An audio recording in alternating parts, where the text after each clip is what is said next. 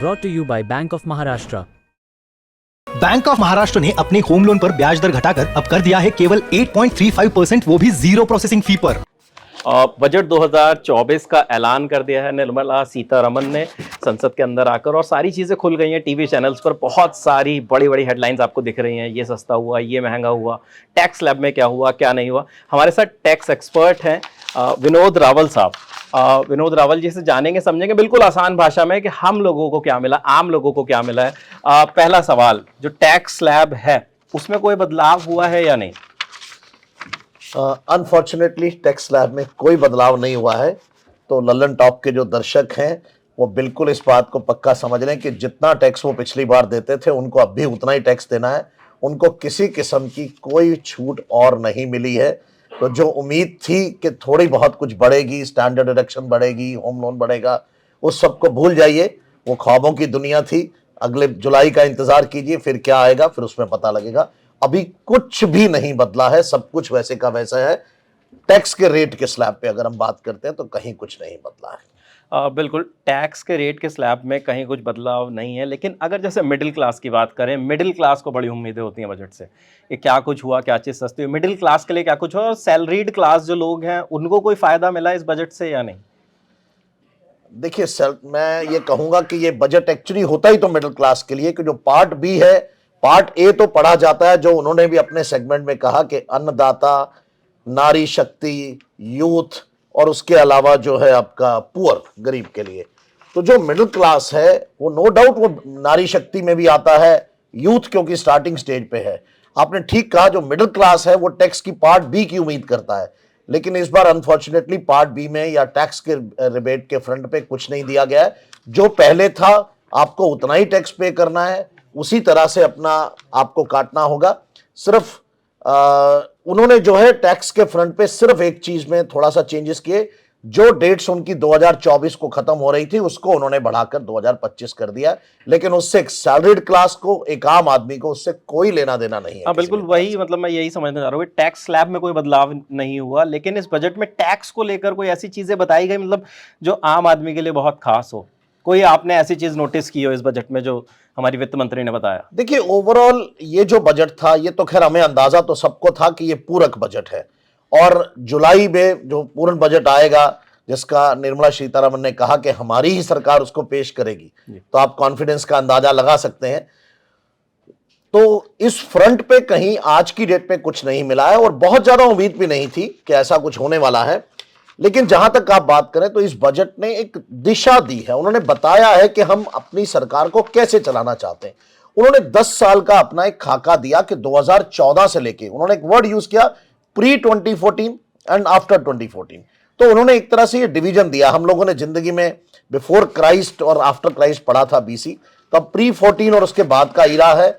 तो प्री 14 के अंदर जो सिचुएशन थी उसके बाद उनका टैक्स का कलेक्शन 3 गुना हो गया है। उन्होंने अपनी सारी बातें 10 साल का अपना लेखा जोखा दिया है। लेकिन अभी टैक्स के फ्रंट पे उन्होंने ऐसा कुछ नहीं दिया है जिसको ये कहा जा सके कि कोई रिलीफ मिला है। जी बिल्कुल नहीं मिला। टैक्स स्लैब में कोई बहुत बड़े बड़े बदलाव नहीं हुए, लेकिन टैक्स के अलावा कुछ ऐसी चीजें जहां पे आपको लगता है कि कुछ बदलाव हुए?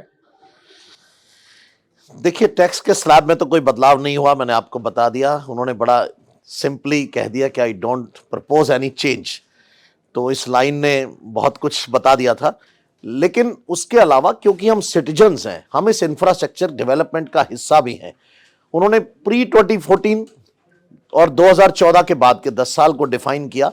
तो 10 साल के अंदर जो जो डेवलपमेंट हुई उसके बारे में उन्होंने बात की, तो हम उसका भी तो हिस्सा हैं। तो अब उन्होंने कहा कि नए एयरपोर्ट्स बन रहे हैं, टीयर 2 टीयर 3 जो सिटीज हैं उनमें एयरपोर्ट्स बनेंगे। 40,000 बोगीज को वंदे भारत की तर्ज पर जो है कन्वर्ट किया जा रहा है। और उसके अलावा सड़कों का आप देख ही रहे हैं किस तरह से इंफ्रास्ट्रक्चर पे 11,11,111 करोड़ रुपए इन्वेस्ट किए जाएंगे, एंड दिस इज 11.1%। उसके बाद जो मेजर चेंज है, जो पहली बार बहुत सालों के बाद मुझे देखने को मिला है, फिस्कल डेफिसिट किसी सरकार का रिवाइज्ड एस्टीमेट में कम हुआ है, 5.9 से 5.8। बहुत बड़ा चीज है, इसका फायदा हम सिटीजन्स को ही मिलने वाला है। तो बहुत ज्यादा ऐसा कोई चेंज नहीं है। जहां तक इनडायरेक्ट टैक्सेस की बात है कि जो हमारे जो प्रोडक्ट्स के ऊपर पहले रेट घटा करते थे, जिसके बारे में हम बात करते थे, उनकी अब बात खत्म हो गई, क्योंकि जीएसटी जो है वो अलग से जीएसटी काउंसिल डिसाइड करती है, तो वहां उनको कुछ करना नहीं है। कस्टम ड्यूटी और इनकम टैक्स में उन्होंने कोई चेंजेस किए नहीं है, तो सस्ते महंगे की कोई बात मैं नहीं करूंगा यहां पे। लेकिन कहीं ना कहीं हम जिस देश की तरक्की का हिस्सा जरूर हैं वो हम हैं, तो जो टैक्स आप देते थे वही देंगे। सिर्फ आप उसमें से जो फायदा देख सकते हैं वो इंफ्रास्ट्रक्चर डेवलपमेंट में, हॉस्पिटल्स में, एयरपोर्ट्स बनने में, रेलवेज के डेवलपमेंट में, मुद्रा लोन्स में, उनमें जरूर एक एज ए सिटीजन मुझे लगता है कि कहीं ना कहीं मैं भी उसका पार्ट हूं, तो मुझे उसका फायदा जरूर बिल्कुल, मिलेगा। आपने पहले बताया भी था हमें कि आपने कुछ पॉइंट्स भी ऐसे लिखे हैं जो खास तौर पे आम लोगों से जुड़े हुए हैं, अगर आप वो भी बताना चाहें तो। देखिए, मैं कह रहा था कि उन्होंने 2 पॉइंट्स बड़े अच्छे कॉइन किए थे जो मुझे बहुत पसंद आए। एक तो था जीडीपी, उन्होंने जीडीपी को ही रीडिफाइन कर दिया। अब उन्होंने कहा कि GDP means governance, development and performance, तो ये नया शब्द था जीडीपी। तो कहीं ना कहीं ये तीनों सरकार ने अपना एजेंडा क्लियर किया कि हम उस पर जाएंगे। इसके साथ साथ उन्होंने एफडीआई को रिवाइज किया, अपना एक नया हमको शब्द दिया। एज ए मतलब मैं अर्थशास्त्र का स्टूडेंट हूं और उसके अंदर मुझे ये शब्द सुनने को मिलता है, तो उन्होंने कहा कि एफडीआई मतलब अभी तक हम समझते थे फॉरेन डायरेक्ट इन्वेस्टमेंट, लेकिन अब उन्होंने कर दिया फर्स्ट डेवलप इंडिया। तो हम अब एफडीआई किधर पड़ेंगे मालूम नहीं। फर्स्ट डेवलप इंडिया के बाद पूरा दुनिया तो आपके पीछे लगी गई है, वो तो दिख रहा है। तो और जो मेरे शब्द थे जिसकी आप बात कर रहे थे, मैं नोट कर रहा था कि पूरे बजट का, क्योंकि ये दिशा निर्देश था जुलाई 2024 के बजट का कि कैसा बजट आने वाला है। सरकार अपने तीसरे टर्म में, अगर वो तीसरे टर्म में आती है, जिसकी उन्होंने कॉन्फिडेंटली कहा कि हम ही बजट देंगे, तो उन्होंने अपना उसका दिशा निर्देश दिया है 4 चीजों में कि अन्नदाता, उसके बाद गरीब के लिए मेरा बजट होगा, वुमेन सेंट्रिक होगा, नारी शक्ति के लिए, और युवाओं के लिए। तो उसके लिए उन्होंने आईटीआई, आईआईटी, आईआईएम, ये सब खोलने की उन्होंने जो बातें की हैं। एजुकेशन का जो बजट है, पता तो तब लगेगा जब जुलाई 2024 में एलोकेशन कितना आएगा, कितने नए कॉलेजेस खुलते हैं, उसका फायदा हम और आप लोगों को कितना मिलेगा। एक आखिरी सवाल आपसे और पूछना चाहूंगा कि जो tax demand, direct tax demand वाली बात होती है, उसे लेकर भी सरकार ने कोई स्कीम दी है क्या? इसे थोड़ा विस्तार से बताइए। जी बिल्कुल, सरकार ने एक स्कीम दी है। डायरेक्ट टैक्स डिस्प्यूटेड डिमांड जो है, जो इनकम टैक्स की, डायरेक्ट टैक्स आप जानते हैं सिर्फ इनकम टैक्स के लिए होता है। अगर कोई इनकम टैक्स की आपकी डिमांड है और वो डिस्प्यूटेड है और वो 25,000 रुपए तक अगर है, तो और 2010 तक की डिमांड है, तो उसको सरकार ने विड्रॉ कर लिया, वो आपसे पैसे नहीं मांगेगी। और अगर ये डिमांड 2015 तक की है तो सिर्फ 10,000 रुपए है, मतलब 10 से 15 के बीच, 2010 से लेकर 2015 के बीच में 10,000 रुपए। इसके पीछे मुझे जो कारण दिखाई देता है वो ये है कि 10 साल से ज्यादा हम पेपर नहीं संभालते, क्योंकि लॉ हमें कहता है कि जरूरत नहीं है।